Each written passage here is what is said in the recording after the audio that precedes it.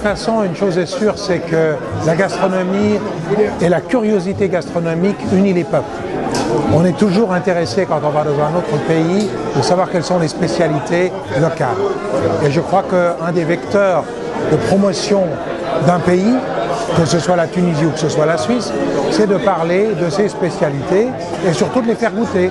Parce qu'en parler c'est bien, les goûter c'est mieux.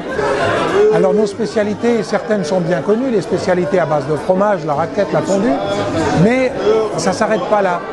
La Tunisie devrait aussi savoir que les Suisses, d'abord, vinifient de bons vins.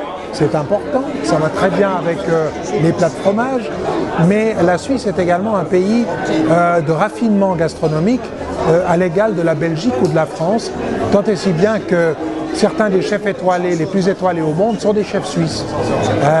Je ne vais pas citer de nom en particulier pour ne heurter personne, mais effectivement, on a une gastronomie qui est évidemment inspirée de plats, disons, classiques qu'on retrouvera peut-être en France, voire en Italie, puisque nous avons une partie italophone, et également des plats gastronomiques peut-être d'un autre type qu'on retrouve de l'autre côté de la frontière linguistique, dans la partie alémanique de Suisse, où on trouve aussi des plats très intéressants à base de pommes de terre, à base de veau, à base de saucisses et toutes sortes de choses.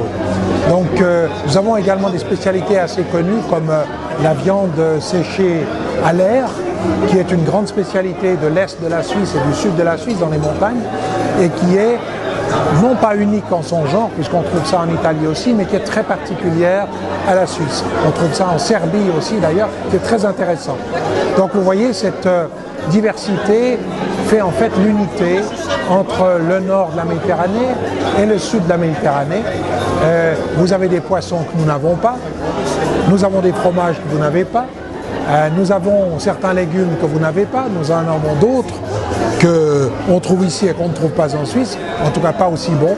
Donc on a une fusion, une rencontre, et je crois que cette gastronomie-là, cette approche très particulière est une approche, on dit que le chemin vers le cœur passe par l'estomac, et je crois que le chemin entre deux peuples passe également par l'estomac.